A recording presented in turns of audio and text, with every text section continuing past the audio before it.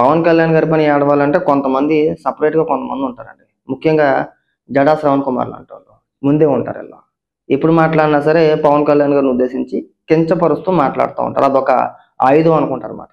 తిరిగి ఎవడైనా ఏదైనా అన్నాడు అనుకోండి, కులాన్ని తీసుకొచ్చి ముందెట్టేసి మమ్మల్ని ఎలా అంటారా అని చెప్పేసి మళ్ళీ ఏడుస్తారు. వీళ్ళ నోటికి మాత్రం హద్దు అదుపు ఉండదండి. పవన్ కళ్యాణ్ గారిని ఉద్దేశించి నిన్న ఒక పెద్ద ప్రెస్ మీట్ పెట్టేశాడు. ఆ ప్రెస్ మీట్లో ప్రభుత్వాన్ని ఉద్దేశించి అలాగే జగన్మోహన్ రెడ్డికి భజన చేస్తూ జగన్మోహన్ రెడ్డి మెడికల్ కాలేజీ మొత్తం కట్టేశాడు. ఇంకా మామూలు తిరిగి కాదు, ఇంకా నా మద్దతు జగన్మోహన్ రెడ్డికే. నీ మద్దతు ఉంటే ఎంత లేకపోతే ఎంత? నువ్వు మంగళగిరిలో పోటీ చేస్తే నీకు వచ్చిన ఓట్లు ఎంత? 416 ఓట్లు. నువ్వు ఇక్కడికి వచ్చి చదువు గురించి మాట్లాడతాడు. పవన్ కళ్యాణ్ గారు ఎంత చదువుకున్నారు? ఆయన వల్ల అసలు రాష్ట్రానికి ఉపయోగం ఏంటి? 10వ తరగతి చదివిన ఆయన డిప్యూటీ సీఎం అయిపోయాడా? అధికారులంతా కూడా ఆయనకు సెల్యూట్ చేయాలా?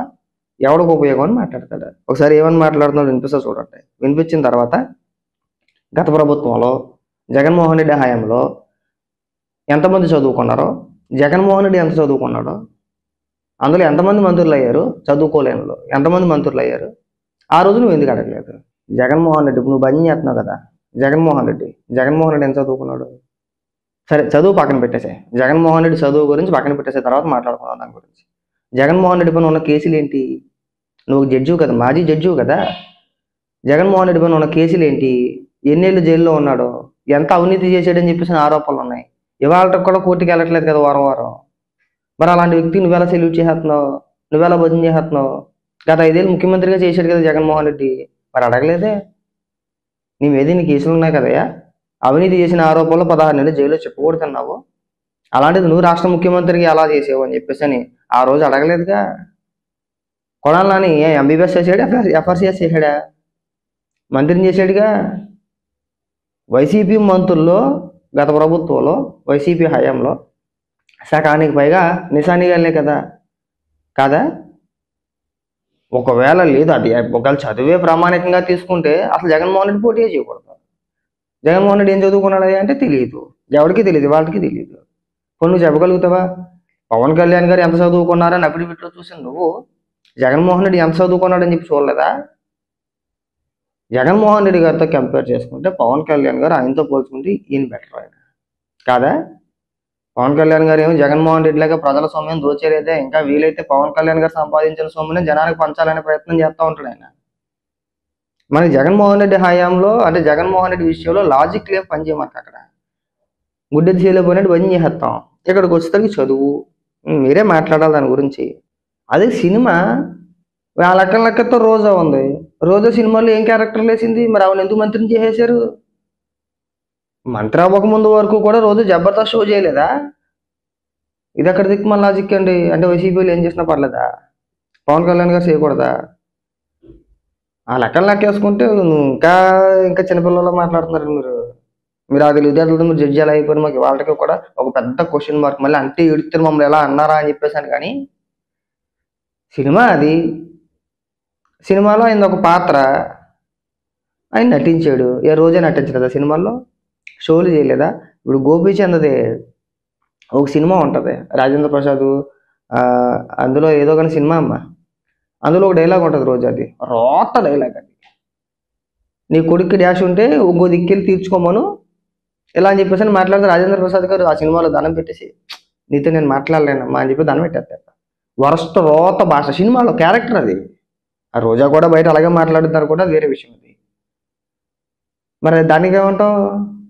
మంత్రిగా చేసిందిగా రోజా, ఆ రోజు మాట్లాడలేదే. ఇప్పుడు ఈ తెలివితేటలకి మనకు తక్కువేం లేదు. భలే ఉన్నావు నువ్వు. జడా శ్రవణ్ కుమార్ అనే వ్యక్తి వల్ల రాష్ట్రానికి కానీ సమాజానికి కానీ ఏంటి ఉపయోగం? మనం 100 మాటలు మాట్లాడితే 99.5 మాటలు కులం గురించే ఉంటాయి. గట్టిగా మనం ఎవరైనా ఏదన్నా అంటే మళ్ళీ మనకి కులం లేదో మనం గట్టిగా మాట్లాడలేం. మనం పోటీ చేస్తే మనకు వచ్చిన ఓట్లు 416 కదా. లేదు, నువ్వు అందరినీ ప్రశ్నించి ఇప్పుడు పవన్ కళ్యాణ్ గారిని ప్రభుత్వాన్ని ప్రశ్నిస్తే అది వేరే. సరేలేరు బాబు అందరినీ ప్రశ్నిస్తున్నాడని చెప్పి అనుకోవచ్చు. మన జగన్మోహన్ రెడ్డి ముఖ్యమంత్రిగా ఉన్నంతసేపు ఏదో రకంగా హైప్ అయిపోదాం, లేదంటే మంచికి ఎమ్మెల్యే సీట్ సాధించేద్దాం అని చెప్పేసి అని మనం అప్పుడు చంద్రబాబు నాయుడు గారిని పవన్ కళ్యాణ్ గారికి భజన చేసాం, జగన్మోహన్ రెడ్డిని విమర్శించాం. నువ్వు ఎమ్మెల్యే టికెట్ ఆశించావు, ఇవ్వలేదు, రాలేదు కదా అని చెప్పేసి సొంతంగా పోటీ చేసుకున్నావు. 416 ఓట్లు వచ్చినాయి. ఇవాళ మళ్ళీ జగన్మోహన్ రెడ్డి మన నెత్తి మీద కిరీటం పెట్టేస్తాడు కదా అని చెప్పేసి మాట్లాడితే పవన్ కళ్యాణ్ గారి గురించి మాట్లాడాలంటే ఎగేసుకుని వచ్చి ప్రెస్ మీట్ పెట్టి ఏది పెడుతుంది మాట్లాడేసి వెళ్ళిపోతావు. మనం మాట్లాడుకోకూడదు అవన్నీ కూడా. ప్రజాస్వామ్యంలో ఎవరన్నా పోటీ చేయొచ్చు. ఆ లెక్కలెక్కటే జగన్మోహన్ రెడ్డి పోటీ చేయకూడదు, కొడాల నాని పోటీ చేయకూడదు, రోజా పోటీ చేయకూడదు, అంబటి రాంబాబు పోటీ చేయకూడదు, వైసీపీలో సగానికి మంది పైగా నిశానిగలాలు ఎవరూ పోటీ చేయకూడదు. వాళ్ళ విషయాల్లోకి వాళ్ళ గురించి ప్రస్తావించలేడు, వాళ్ళని మాట్లాడలేడు. నువ్వు ఇక్కడ గురించి పవన్ కళ్యాణ్ గారు ఎంత చదువుకున్నారు, దాని ఆయన వల్ల సమాజానికి ఎవరికి ఉపయోగం అని మాట్లాడతారు. ఏ రోజైనా సరే ఎవరికైనా సరే 10 రూపాయలు దానం ఇచ్చావా? నువ్వు ఇచ్చావు? మనం లేదు. 10 పైసల రూపాయలు మన జేబులు మన కష్టపడిన సొమ్ము ఎదురుడికి సహాయం చేయలేం మనం. ఇవాళ మనం కూడా వచ్చి పవన్ కళ్యాణ్ గారు అలాగా, పవన్ కళ్యాణ్ గారు ఎలాగని మాట్లాడుతుంటే నవ్వాలా ఎడవాలా అర్థం కావట్లా. దయచేసి మీరు ఎలాంటి చిల్లర మాటలు మాట్లాడేసి ఆ ఉన్న పేరు కాస్త తగ్గించుకోద్దండి. మనం చదువుల గురించి మనం మాట్లాడుకోకూడదు. ఆ లెక్కలెక్కతో ఓటేసి ప్రతి ఒక్కరు కూడా పట్టభద్రుడై ఉండాలి, అంతే కదా. ఇప్పుడు పోటీ చేసిన వాళ్ళకి ఖచ్చితంగా ఈ క్వాలిఫికేషన్ ఉండాలి అంటే ఓటేసి వాళ్ళు కూడా ఉండాల్సిందే వద్దా? అలాగా ఒకవేళ అలా ఉంటే కనుక జగన్మోహన్ రెడ్డికి నీకు డిపాజిట్లు కూడా, నీకు ఎలాగ లేవనుకో పక్కన పెట్టే, జగన్మోహన్ రెడ్డి డిపాజిట్లు కూడా రావు, వస్తాయా? ఇప్పుడు అన్నీ తెలిసినోడు, చదువుకున్నవాడు, కాస్త విషయ పరిజ్ఞానం ఉన్నవాడు ఎవడైనా సరే జగన్మోహన్ రెడ్డి ఓటేస్తాడా? ఏడు. అంతా నిశాని బ్యాచే, సగానికి పైగా నిశాని బ్యాచే. వాళ్ళు ఎక్కడేం మాట్లాడాలో తెలియదు. నేను ఇంకొక వీడియో చూపిస్తాను నీకు జడ ఎంత రోత అంటే క్వాలిఫికేషన్ గురించి అడిగేవు కాబట్టి జగన్మోహన్ రెడ్డి వాళ్ళ పార్టీలో ఉండే నాయకులు, కార్యకర్తలు ఎలా ఉంటారనేది ఒక చిన్న ఉదాహరణ చూపిస్తా. మన జగన్మోహన్ రెడ్డి నర్సీపట్నం పర్యటనకి వెళ్ళాడు కదా. పర్యటనకి వెళ్ళినప్పుడు వాళ్ళ కార్యకర్తలు మాట్లాడిన భాష, వైఎస్ఆర్సీపీ పార్టీ మహిళా కార్యకర్త, అర్థమైందా? విశాఖపట్నం ఎయిర్పోర్ట్ దగ్గర ఏమన్నాను మరి? వాళ్ళంతా అంతే కదా. వైసీపీ బ్యాచ్ అంటేనే బూతుల బ్యాచ్ కదా. నువ్వు ఎవరికి చెప్తున్నావు పాఠాలని అడుగుతున్నా. లేదు, రాజకీయ విమర్శలు చేయొచ్చు, నేను కాదనట్లా. పవన్ కళ్యాణ్ గారు వాళ్ళు ఎవరికి ఉపయోగం, నీ వాళ్ళు ఎవరికి ఉపయోగం? నువ్వేం చేసేసావు రాష్ట్రానికి? నువ్వేం తీసేసావు? ఎన్ని పోరాటాలు చేసేసావు? ఏ ప్రభుత్వం పైన నువ్వు చేసిన పోరాటాలు ఏంటి? అసలు ఏం సాధించావు? నీ పోరాటం వల్ల పలానా నేను సాధించానని చెప్పేసి అని చెప్పగలుగుతావా? ఇక్కడ ఎవడ కాడు వ్యక్తిగత ప్రయోజనాల కోసం పాకులాడేవాడే కదా, హైప్ కోసం, మనకు ఒక పేరు కోసం. ప్రభుత్వాన్ని విమర్శిస్తే కాస్త గొప్ప పేరు వచ్చుద్దనో, పేరు ఇంకొకటి ఉండొచ్చు, నీ ఆలోచన విధానం నీకు ఉండొచ్చు, లేదంటే ఇంకొక రకంగా ఏదో ఉండొచ్చు, లేదంటే కులాన్ని అడ్డం పెట్టుకుని ఏదో ఎదగాలనే ప్రయత్నాలు చెయ్యొచ్చేమో కాక, నువ్వు చెయ్యి, తప్పులేదు, అది కాదనట్లా, అది నీ అభిప్రాయం అది. కానీ ఇంకెవరో అందరూ కూడా పట్టభద్రులు అయినట్టు, పవన్ కళ్యాణ్ గారు ఒక్కరే చదువుకోలేనట్టు నువ్వు ఇక్కడికి వచ్చి మళ్ళీ ప్రత్యేకించి మీ వల్ల రాష్ట్రానికి ఏం ఉపయోగం అంటే, మీ వల్ల రాష్ట్రానికి ఉపయోగం ఏం లేదు. ఎవరైనా రాష్ట్రానికి ఏమి ఇరగదీసేసి పోటీ చేసింది ఏమీ లేదు, అర్థమైందా? ఇంకా పోల్చుకుంటే పవన్ కళ్యాణ్ గారు చాలా మంది రైతులకి ఆయన డబ్బులు ఇచ్చాడు, కొంతమందికి. ఆయన వల్ల రాష్ట్రానికి ఉప ముఖ్యమంత్రి. మంచో చెడు ఆయన ఏదో చేయాలనుకుంటున్నాడు, చేసే ప్రయత్నాలు చేస్తున్నాడు ఆయన. మనం ఏం చేసామని ఎవరికి చెప్పుకోలేంగా. మనకున్న ఓట్ బ్యాంక్ ఎంత, మనకు ఎంత వచ్చింది, మనం ఏం చేసాం, ఇవన్నీ చెప్పుకోవాలి కదా. పవన్ కళ్యాణ్ గారికి 5% ఉంది, ఓకే మంచిది. 5-6% తోటి ఉప ముఖ్యమంత్రులు అయిపోతారని మాట్లాడే నువ్వు, మనకి నీకు ఎంత ఓట్ బ్యాంక్ ఉందని చెప్పేసి నువ్వు ఎమ్మెల్యే అయిపోదాం అనుకున్నావు? ఆశించలేదా? MLA ticket ఆశించలేదా? ఆశించావు కదా, ఇవ్వలేదు కదా. ఇవ్వనందుకే కదా నువ్వు వ్యతిరేకంగా మాట్లాడడం స్టార్ట్ చేసావు అప్పుడు, కాదా? నీకున్న ఓట్ బ్యాంక్ ఎంత అండి? నీకేమన్నా ఒక 30-40 ఏమైనా ఉందా? లేదుగా. నీవు ఒక్కడికి 416 ఓట్లు పడ్డాయి. ఆ 416 నీకు ఎంత శాతంలోకి కన్వర్ట్ చేద్దామన్నా నాకు అవ్వట్లా. ఎలా చెప్తావు నీకు?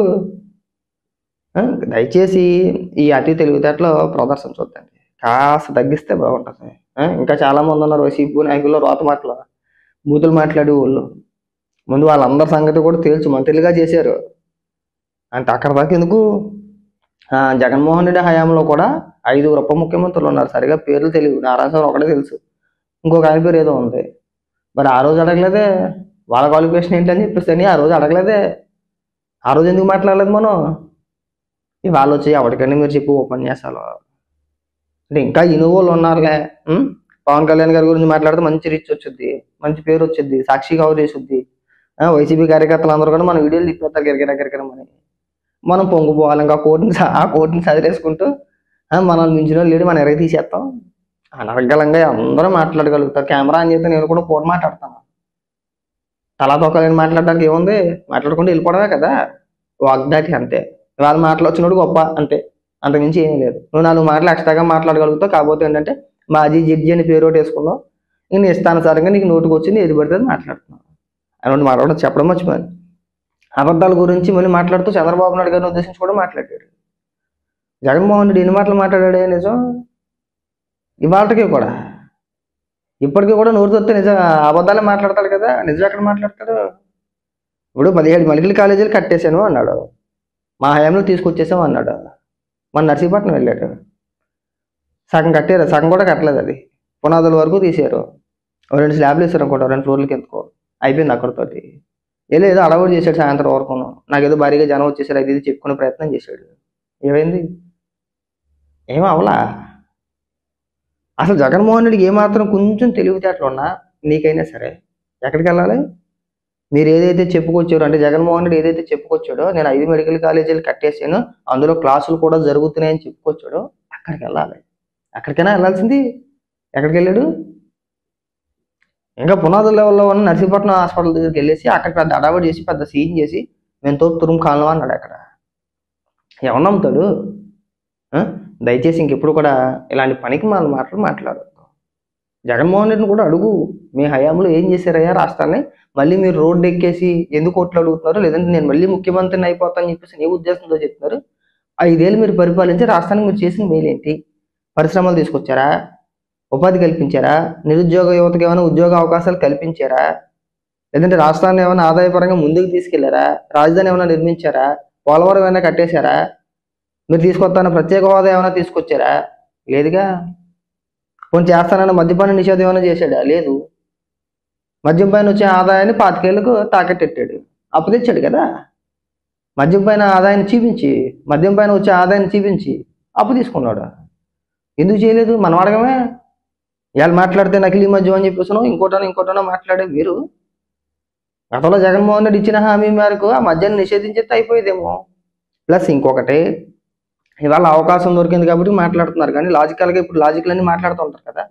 ఒకవేళ నిజంగా నకిలీ మద్యం కేసులో దాని వెనకాతల కూటమి నాయకులు పెద్దలో ఉంటే వాళ్ళే ఎందుకు కేసులు పెడతారో, వాళ్ళే ఎందుకు అరెస్టులు చేపిస్తారో, పార్టీ నుంచి ఎందుకు సస్పెండ్ చేస్తారు. అసలు జగన్మోహన్ రెడ్డి హయాంలో స్వతహాగా మనకు తెలిసిందే మద్యం ఎలా అమ్మాడు అనేది.